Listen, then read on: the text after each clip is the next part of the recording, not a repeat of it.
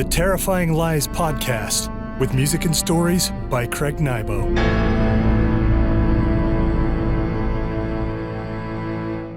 Greetings, friends, and welcome to another episode of Terrifying Lies. I'm your host, Craig Nybo.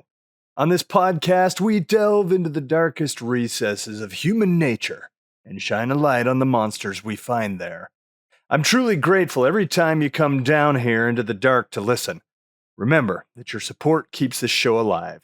If you enjoy what you hear and want to keep Terrifying Lies on the air, head over to craignybo.com/support and click on the links. Your contributions mean the world.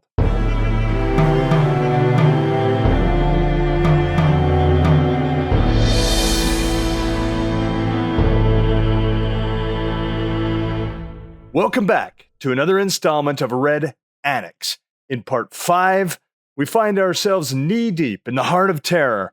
After breaching the walls of the annexed San Fernando Valley, our Special Forces unit faces an enemy more savage than they could have imagined. Captured by one of the leaders in a society of inflicted, a few of the soldiers find themselves trapped in a nightmare.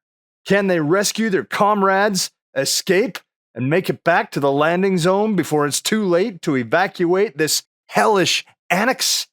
Let's dive into the chaos and find out, shall we? And I'll see you on the other side.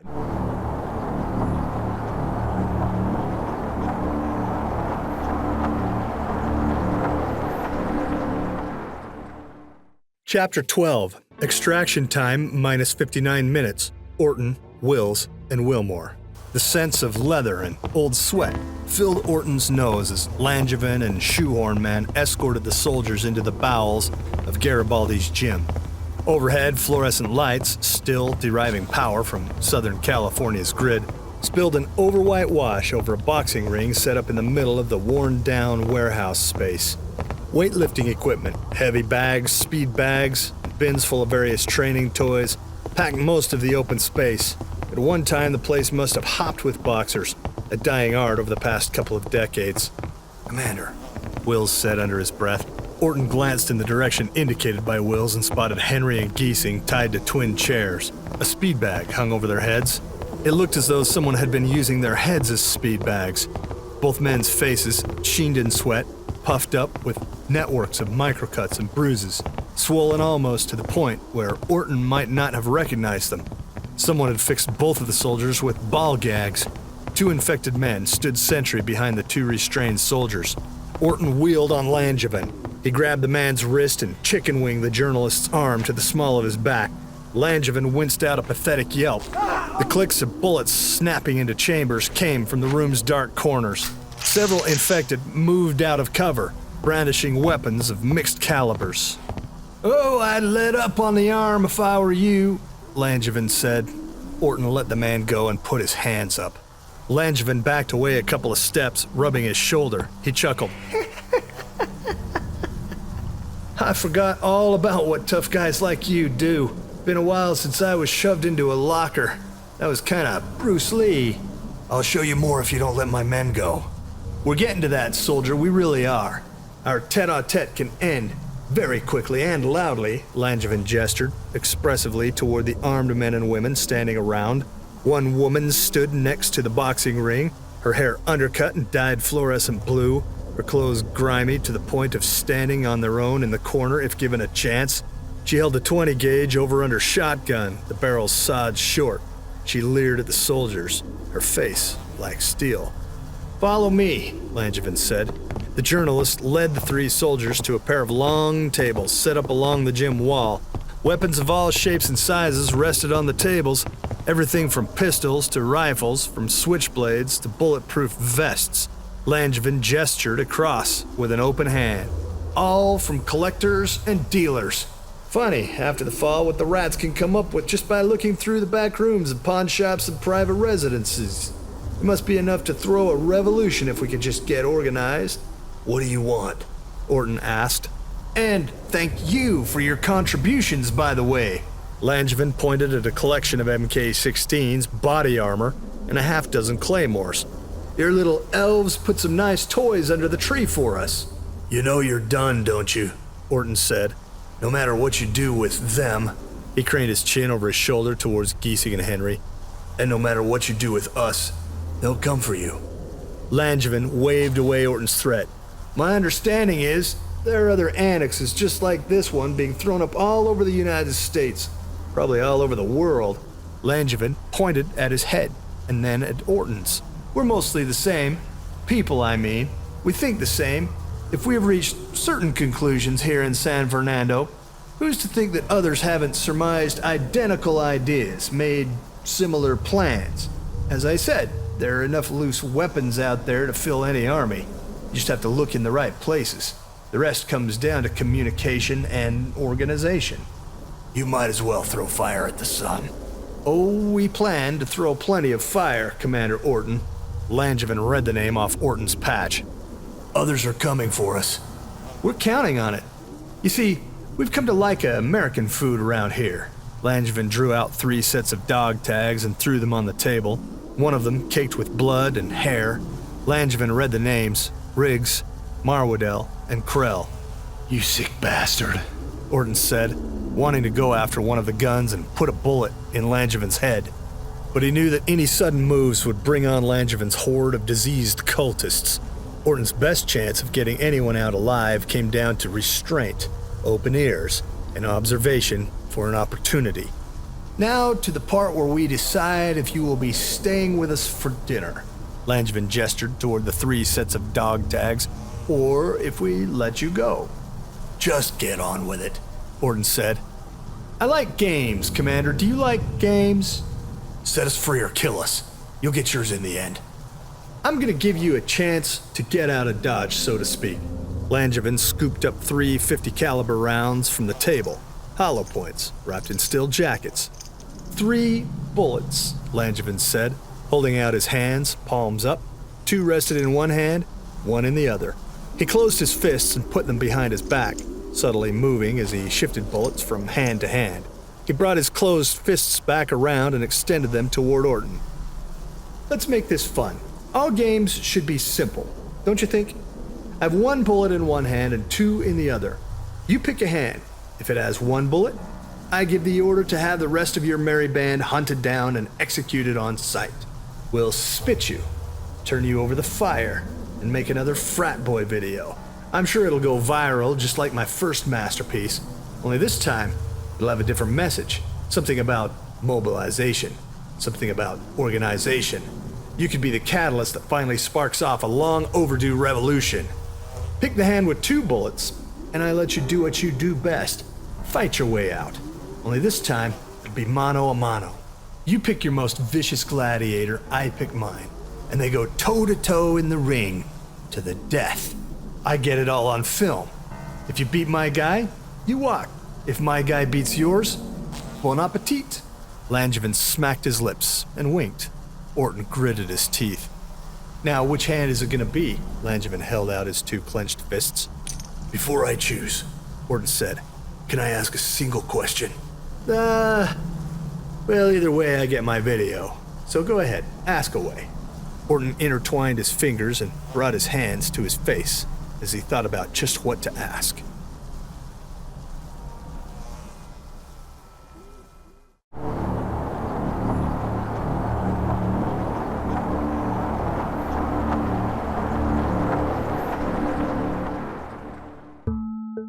Chapter 13. Do the math. The challenge.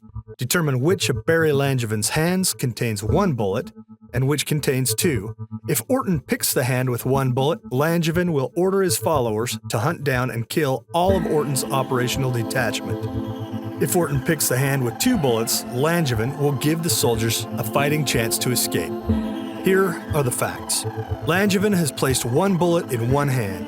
Langevin has placed 2 bullets in the other hand. Orton doesn't know which hand has which bullets. Orton may ask 1 question. If you're up to the challenge, use your own method to solve this problem, or read below for an alternate technique. To determine which hand has 2 bullets, Orton must establish a few facts. First, Orton must ask Langevin to triple the number of bullets in his left hand. Second, Orton must ask Langevin to double the number of bullets in his right hand. Now for Orton's single question. What is the sum of the two numbers? Orton can know for certain that if the number is even, Langevin holds 2 bullets in his left hand. If the number is odd, Langevin holds 2 bullets in his right hand. Here's how it works mathematically. L equals the number of bullets in Langevin's left hand. R equals the number of bullets in Langevin's right hand. N equals the sum. 3 multiplied by L plus 2 multiplied by R equals N. If N is an even number, then Langevin holds 2 bullets in his left hand and 1 in his right. If N is odd, then Langevin holds 2 bullets in his right hand and 1 in his left.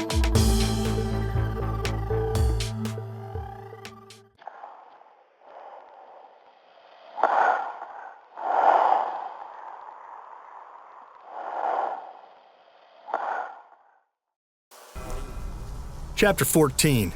Extraction time minus 55 minutes. Orton, Wills, Wilmore, Henry, and Giesing. Orton looked back and forth between Langevin's left and right hands. He closed his eyes, thinking on the problem. He'd always been good at math. In basic training, many of the other soldiers gave him a hard time about his reading habits. Rather than going for the pop thrillers passed around the barracks, Orton opted for books about numbers. He liked patterns. He believed his interest in numerical configurations helped him as a strategist. "Ask your question, Commander, and make a choice," Langevin said, holding his fists out. Orton smiled. The answer flowed into his mind like a perfect diagram. "Triple the number of bullets in your left hand," Orton said. "What?" Langevin protested. "In your head. Triple the number of bullets in your left hand." "This is stupid. It's basic arithmetic, or can't you handle it?"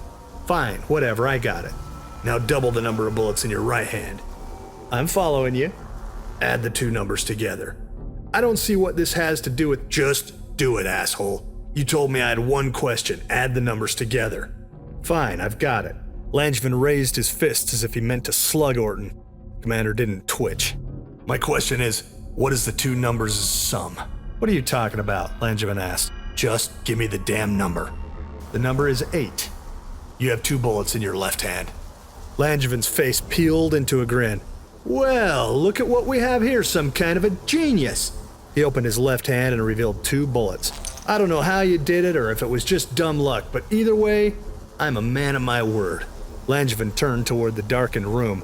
"Fire up the live stream. We've got a fight on our hands." One of the infected, pencil-neck kid, probably the only one gifted with any kind of technical know-how, trotted over to a ringside table full of electronics, a computer, a rack of devices, a jumble of cords cascaded over the edge, down to the floor. 4 other infected climbed up to the ring's turnbuckles. They checked a quartet of GoPro cameras mounted to the posts. One of the infected, a woman with black leggings and a Pink Floyd Dark Side of the Moon t-shirt, raised a 5th GoPro. She aimed it at Langevin and indicated with a nod that she was ready to go live. "Take us to the net, Fast Eddie," Langevin said, pointing to the infected kid sitting behind the live casting station. Fast Eddie pushed a few buttons to make corrections for color and framing. "Going live in 3, 2, 1. The woman with the Pink Floyd shirt kept her camera on Langevin. "Hello, free world. I'm sure, based on the YouTube hits, that most of you have seen my last broadcast from inside what we like to call the red zone, or more like the dead zone, to be honest. I'm sure you're all aching to see my next installment of coverage. How we doing on the live viewers, Fast Eddie?" 68,000 and climbing faster than I could count, Fast Eddie said. "Looks like I've got your attention. Hello, Mr. President. Hello, Mr. Prime Minister. How are your approval ratings? On the plunge? Well, that's too bad. Looks like the so-called free world isn't so free anymore. But if we're going down, we should go down swinging, don't you think? I have with me, live at Garibaldi's gym, a few special guests. After the top brass here in the US of A decided to lock down the San Fernando Valley and, word has it, many other locations dotting the entire country, they sent a team of badasses to search and destroy. And let me tell you, I've been hearing the chitter-chatter of automatic weapons all afternoon. So much for the free world doing anything to make us free. But this should be no surprise. It's not like the US government to sell a bill of goods. Remember MK Ultra? Remember the My Lai massacre? Remember that the whole space program was led by an ex-SS Nazi named Werner von Braun, who bombed out thousands of innocent men, women, and children all over Europe with his V-1 and V-2 rockets? Rockets built in Jewish labor camps, nonetheless? Nope.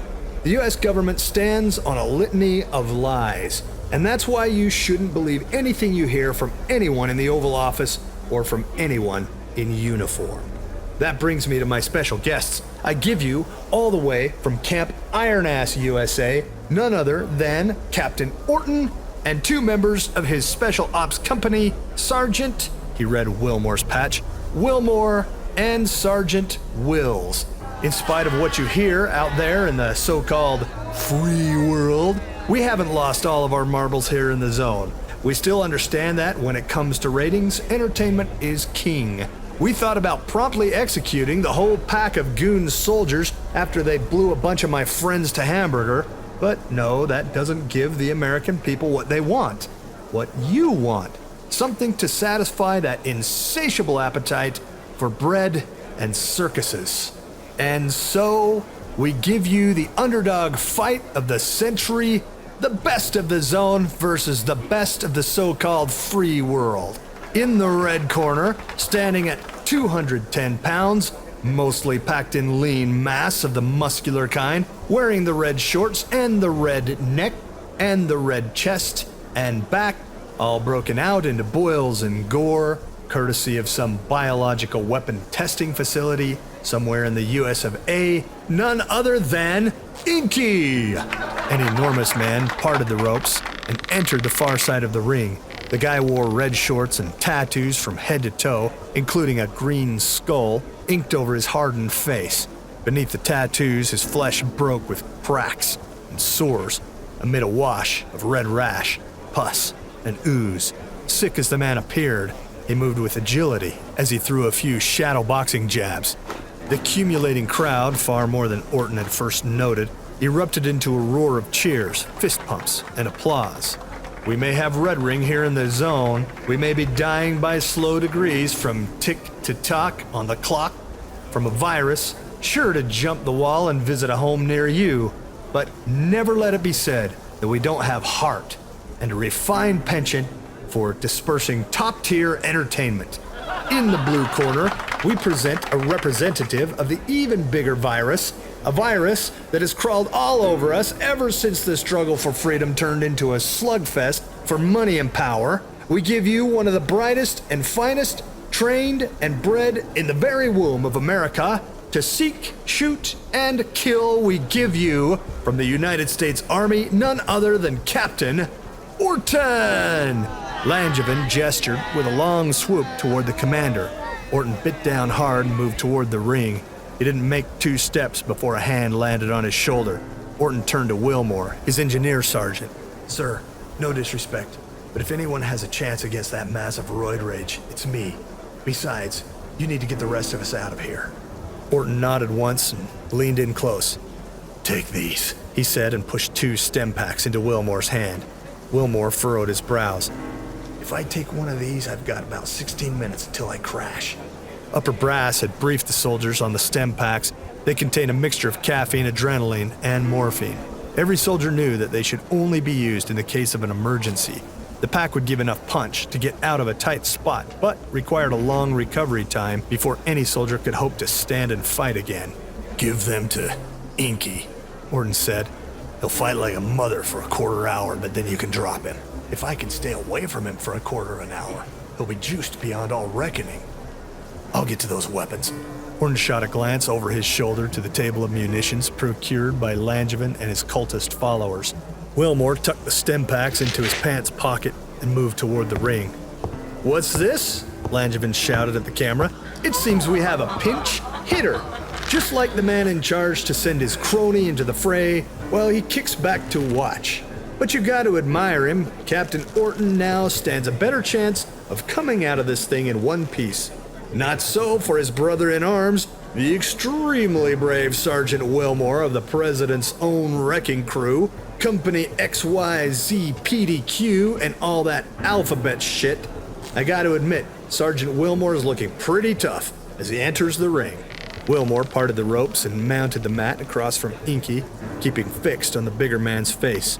Wilmore saw emptiness in Inky's eyes, two sullen pits that told no story other than one of a hard life ending in pain and sickness. Wilmore leaned over the ropes toward the woman with the Pink Floyd t-shirt. She aimed her camera at him. "We were not sent here on a search and destroy mission. We're recon and rescue. We came with vaccine. It's these assholes who started the killing." Langevin waited for Wilmore to finish his speech. "You might wonder why I'm letting these bastions of United States patriotism have the pulpit. Truth is, they could say whatever they want. Y'all know that there is a sizable gap between what you hear from the government and the truth. The proof is in history, people.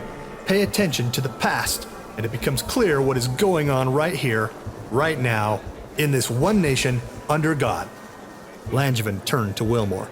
"You have anything else you want to say to the world before Inky tears your face off?" Wilmore gritted his teeth and balled his hands into fists. "Let's do this." Langevin turned to the camera. "And there you have it, my fellow Americans. Famous last words from the representative of the so-called free world. Sergeant Wilmore said it, and I'm happy to comply. Let's do this." Langevin raised a hand high above his head and wound it around. The crowd roared and stomped their feet. Someone began a chant. "Let's do this! Let's do this! Let's do this!" The chant spread throughout the audience until the words became deafening. Langevin raised both his hands, made a pair of red, diseased fists, and brought them down. Someone rang a bell. Both fighters moved toward each other, fists up.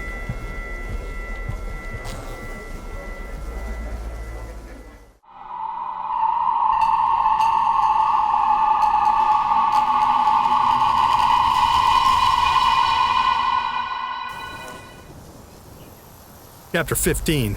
Extraction time minus 53 minutes. Peltier, Tuttle, motorcycle jacket. Tires screeched up the street from where Tuttle, Peltier, and motorcycle jacket had left Tattoos. Screaming erupted, tempered by the roar of a big engine. Tuttle glanced around the corner. A black Cadillac Escalade jounced up the curve, fronting the Christian Center. It peeled across the lawn, demolishing the blue and yellow sign in front of the building, and careened into the front doors with a splintering crack. The dogs surrounding the front of the Christian Center scattered in confusion, some of them barely escaping the path of the SUV. "Move, now," Tuttle ordered. Peltier raised her rifle and ran across the street, keeping her finger near the trigger and her aim on the dogs up the road. She felt aware of the two men with her, but she moved independently, focusing on her aim and footing. The dogs paid no attention to her. She and the others ducked into cover between a jewelry shop and a law firm. They rounded the back of the law firm and hooked right. Their progress slowed as they made their way over barriers, through an open gate, and along a line of stinking dumpsters. They moved carefully but swiftly from building to building, checking up the alleys for activity on 7th Street. At one point, they had to stop to allow Motorcycle Jacket to catch his breath. Tuttle resisted the temptation to reprimand the man for slowing them down. They made it to the back of the Christian Center without enemy contact. Tuttle took up the rear as Peltier and Motorcycle Jacket mounted the half-dozen stairs that led to the loading dock. "We need to get in there now," Tuttle said, alarmed by the sound of dogs on the other side of the building. For the moment, the infected kept their attention on the alley across the street from which Tattoos had sent the Cadillac Escalade. Tuttle worried about Tattoos. The man had done what it took to get the vaccine to within pissing distance of those hunkered in the Christian Center. Motorcycle Jacket pounded on a metal door that sided a rolling freight entrance on the loading dock. "It's Lyle. Let me in," he said, as loud as he dared. Tuttle ordered Peltier to keep watch up one direction of the alley while he took the other direction. "I've brought help," Motorcycle Jacket said, trying the knob on the metal door. "We have vaccine and a way out of here. Let me in." Someone unlocked the door from inside and swung it out into the alley. "Lacey," Motorcycle Jacket said. "Are the others okay?" Lacey blinked out into the light, her eyes unused to the brightness. "Lyle," she said, "who are these people?" "They're here to help us. She has vaccine." Lyle pointed at Peltier, continued to watch out from her position at the edge of the loading dock. "Come in," Lacey said. Motorcycle Jacket entered the building. Tuttle indicated with a hand signal for Peltier to enter. He followed up last. Once inside, Lacey shut the door and shot the deadbolt. "We don't have long," Lacey said. "They battered the front entrance with a big SUV and are pounding their way inside." Peltier cursed under her breath. Lacey led the others through a short hallway. She knocked on 2 opposing doors just before entering the chapel. "It's okay," she said. "It's Lyle. He brought help." The doors opened from the inside. About 20 men, women, and children crouched within the 2 rooms. "I have vaccine," Peltier said, working the straps of her refrigerated pack. "Not here," Tuttle said. "There isn't enough space." He touched Lacey on the shoulder. "Is there anywhere where we can gather everybody?" "Everyone to the rostrum," Lacey said. A score of people filed out of the 2 rooms. Lacey opened the double doors at the end of the hallway. A sign that read "Chapel" hung above the doors. Tuttle ordered Peltier to take up the rear and made his way first into the chapel before anyone else could enter. He cleared the room, then gestured for Lacey to admit the others. One by one, the refugees filed in. An 8-foot-wide aisle cut its way through the center of the room, sided by rows of wooden pews. A stage crouched at the front of the room, dressed with risers for a choir, musical instruments, a pair of voluminous PA speakers, and a pulpit. An enormous light-up cross hung above the stage, painted white with gold flaking. Peltier, a devout Catholic, uttered a quick Hail Mary under her breath as she followed the refugees into the chapel, loosening the straps of her refrigerated pack as she moved up the aisle. Something pounded from an adjoining room, probably the Christian Center's foyer. "Take charge, Peltier. Let's make it quick," Tuttle said. He moved across the chapel toward the foyer. Peltier laid her refrigerator pack on the stage and unclipped its compression straps. "I need everyone to me. Bring your children in close." Refugees gathered around the stage. The stench of old clothes and unbathed bodies moved like a cloud with them. Peltier unzipped her pack, revealing a refrigerated compartment full of low, dead-volume syringes, each containing 1 dose of the experimental vaccine, wrapped in sterile packs. She drew one from its compartment and peeled it open. She picked the closest, strongest-looking adult, a woman who wore determination in her expression. The woman bared her shoulder. Peltier injected her. The pounding in the foyer increased in intensity.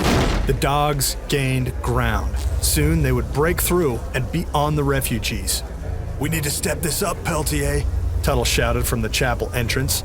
"I need you to inject some of the others." Peltier picked up a handful of syringes and offered them to the woman whom she had just inoculated.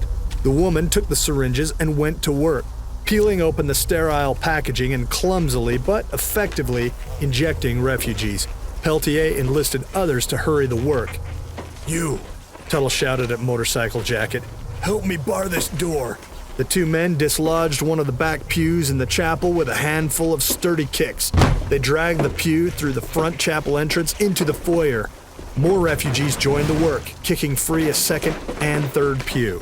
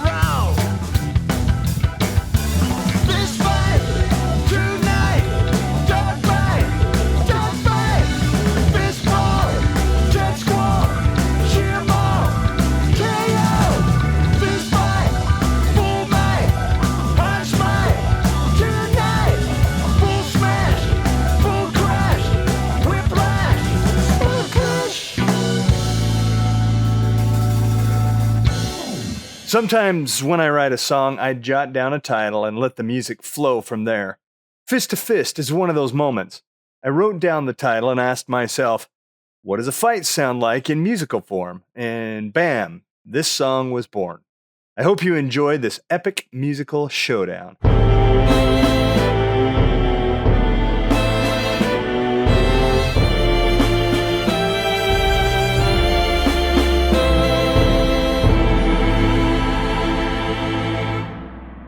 As the shadows lengthen and the echoes of terror fade, it's time to bid you farewell. But fear not, the nightmare is far from over.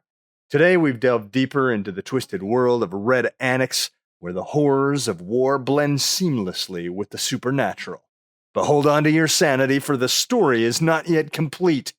Join me again next time for another descent into the heart of darkness, where secrets lurk in the shadows and nightmares come to life.